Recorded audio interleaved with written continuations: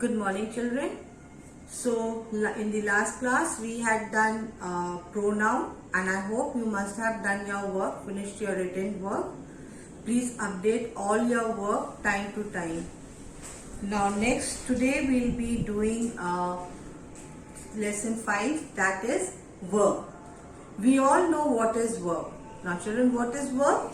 A verb is a word which tells what a subject does and what is being done to the subject. It is, in one word we can say that it is a doing word.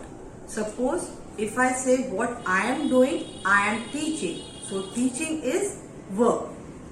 Now in a sentence, verb is the most important word in a sentence. It is a very important sentence.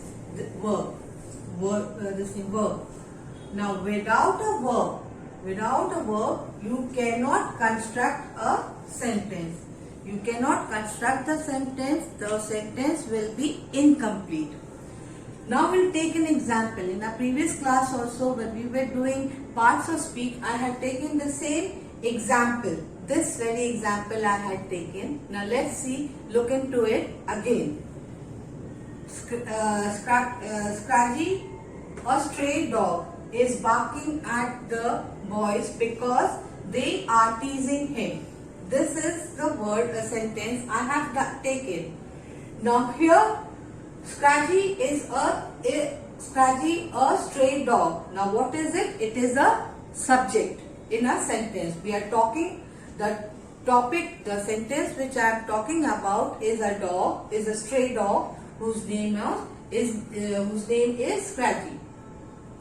Now next is barking at the boys. Now is barking at the boys is showing what the subject does. Right. Now they are teasing him shows what is being done to the subject. Now teasing is the word is done to the subject, that is the Scrappy, a stray dog. And what is the stray dog doing? A stray dog is barking. So we can say that barking, then teasing is a what? It is a verb. In this sentence, the verb is barking and teasing.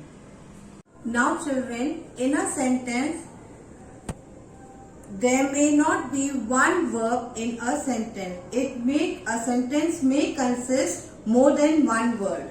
Like here we see there are two verbs in this in one sentence. Two verbs is what? This is barking and teasing. Now so precisely what we have understood, that we cannot form a sentence on its own. We cannot form without a help, without a verb, and to form a sentence we need help of other word. Along with the verb we need a help, that is and are. Like over here, is barking, are teasing. So is and are is a helping word. So in conclusion we can say that a verb shows an action, an event or a state. So again I repeat, a verb, what it shows an action of a person or a subject, or event of a subject, or you can say a state of a subject. Right? Next we'll see main verb and auxiliary verb. Auxiliary verb is also known as helping word. They are also known as helping word. Helping verb. Helping verb. Now both main verb and auxiliary verb, they both contributes to form a sentence. Like over here you see, they are auxiliary, main verb and auxiliary verbs are important, and the main verb is a verb that express an action. The main verb, they express an action, and it gives major information in terms of nature of action. It gives major information. For example, write, eat, buy, help. Say, I am writing. So it is giving a major information. Rita is writing. Yeah, I am writing. The teacher is writing on the board. It is giving a major information. This thing of the action. Eat. I am eating chocolate. So it is giving a major this thing information. So in the main verb, it gives information about the action in a sentence. But in auxiliary verb, it tells more about the time of action. It tells more about the time of action and not the nature of action. Next, they are used in sentence according to the rules of English tenses. Now, what are the rules of the English tenses? They are the past tense, present tense and future tense. So it depends, the sentence depends upon the rules of the English tenses in order to give information about the time of the main verb. So for example, is. Now is present, was is past, so it tells us these are the words, like they tell about the tenses in a sentence. Is, was, am, have, had, will. They all are the tenses, and according to that tells us about the time. These sentences tells us about the time of the main verb. So now the main verb expresses the nature of action, and auxiliary verb helps the main verb in expressing the time and action took place, the action which has taken place. Now let us see an example over here. She is sleeping. Another sentence is she was sleeping. Now sleeping is a main verb. It tells about the action, that is sleeping. So in this sentence, like she is sleeping and she was sleeping, they both are auxiliary verb, and since they are revealing the action being done. If you see over here, she is sleeping. Here you see it is in the first sentence it is showing the action is being done, but it is a present tense. And in the same way, if you see in the second sentence that she was sleeping. Now sleep, it is also an auxiliary verb, but why? Because the action was being done is the action which is being done, like was sleeping. It is in the past. So hence we can say that the main verb has a major meaning in terms of action, but in auxiliary verb do not have meaning of their own. Now main verbs is also known as a principal verb. They are also known as principal verb.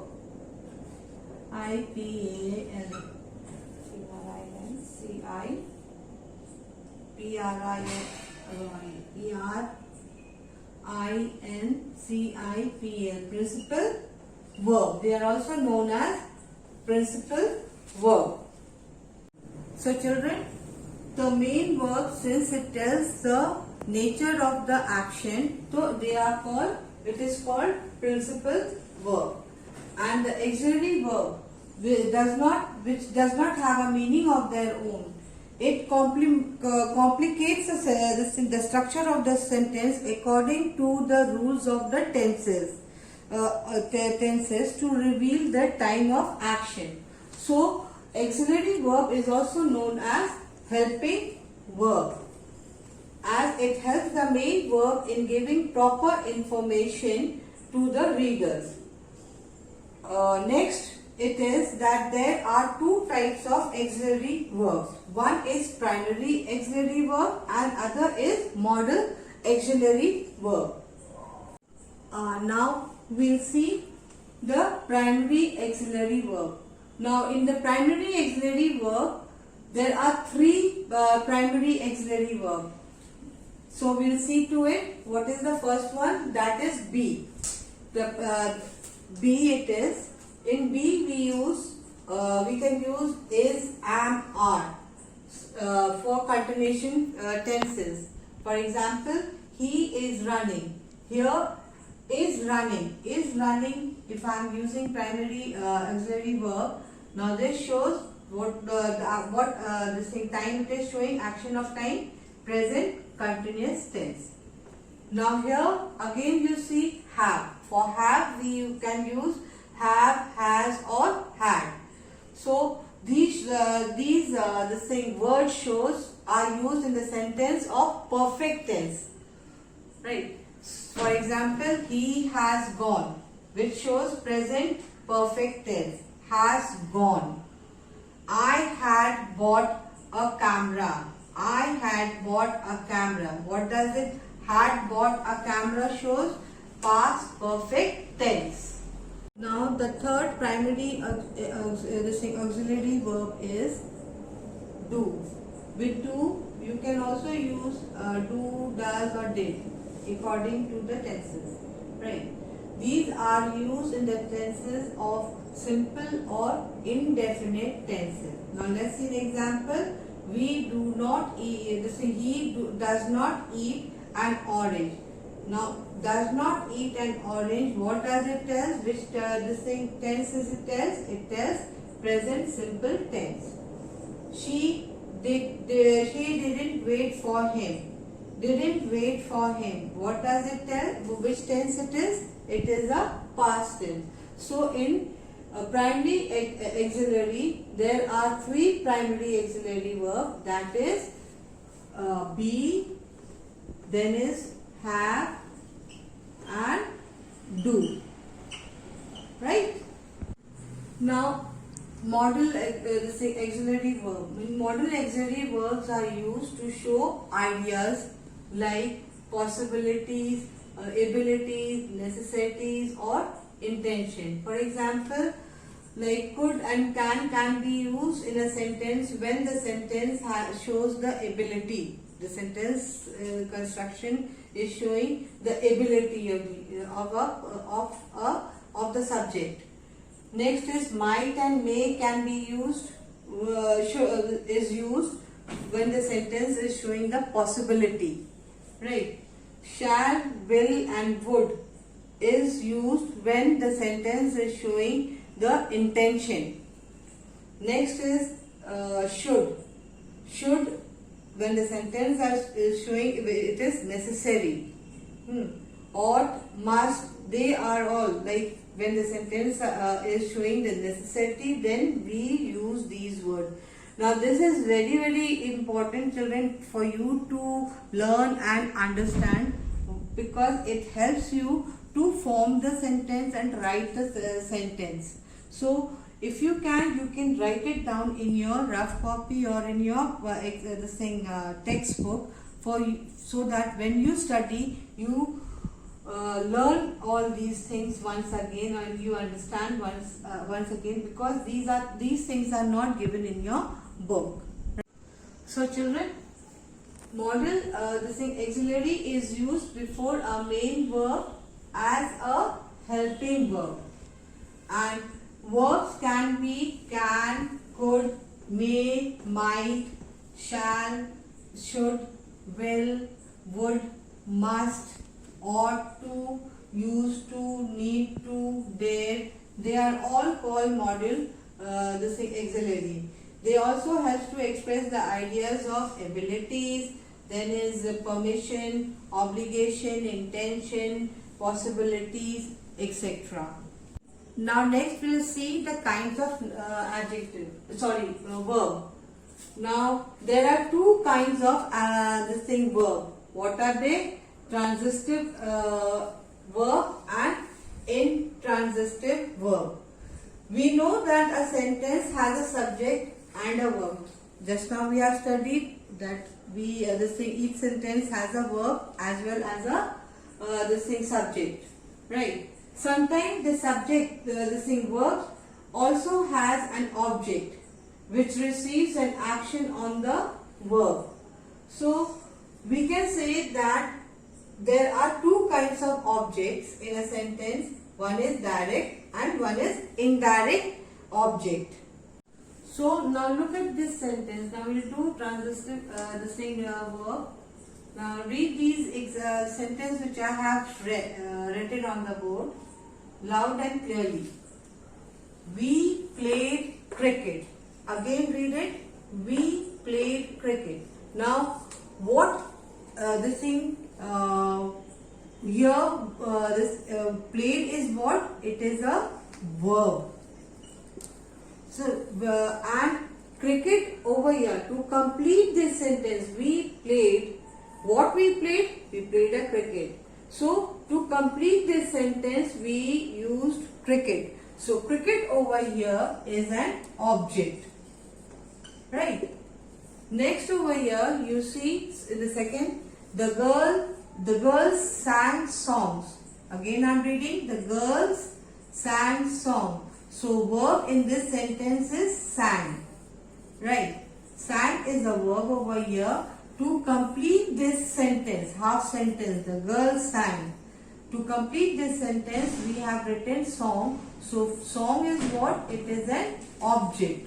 So hence, the girl sang song, it is making a complete sensible sentence. Rajan likes coffee. Now likes is what? Again it is verb, and coffee is what? It is an object, right? So Rajan likes. If I hide coffee over here, Rajan likes what? You don't know. It is the sentence is not completed. So I have added coffee, yeah, cake, yeah, you can say banana, mangoes, anything if I add. So coffee, yeah, banana, yeah, cake I am writing over here. They become the object. So played, sang, likes. They are verb. And to complete the sentence, to make a recording, you need another word. So cricket, song and coffee, they are what? They are objects. So thus what the thing read over here, thus a verb which requires an object to complete its meaning is called transitive verbs. Now we will see intransitive verb. Now let us read the sentence. Water freeze at 0 degrees Celsius. Now second one is children worked very hard. Third is they were driving very fast. Now freeze, worked, were driving.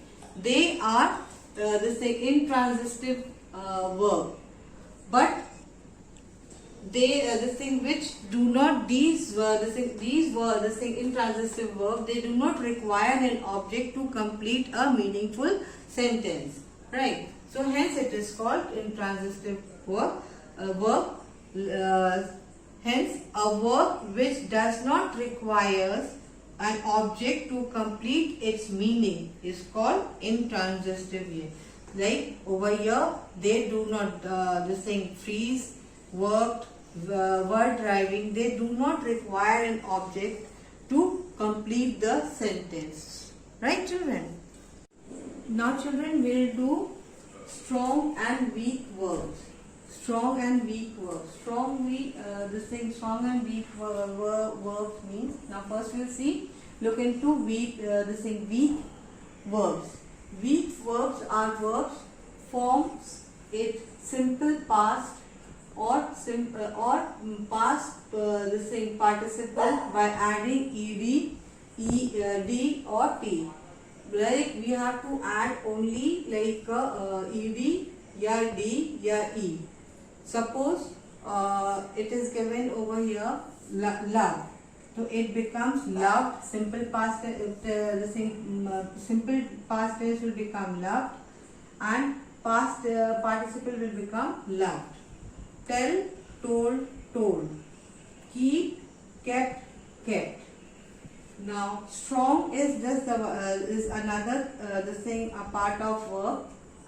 Like strong verbs are verbs form its simple past and past participle forms by changing the main vowel of the base forms without adding of any ending. Suppose if I see, I'll show the example over here only. Suppose a word is give, this thing I write, give. Present tense is base form is give. So gave, given. Past participle will become given. If it is this thing blue, blow,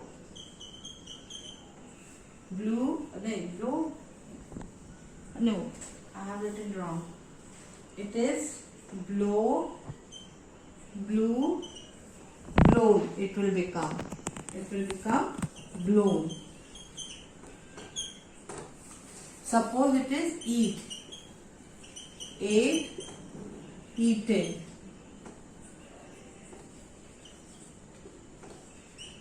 Eaten. Now children, next subtopic is the formation of verb. Now we can form verb from nouns or our adjective, right? By adding prefixes or suffixes. Now let's see some example over here. It's very simple.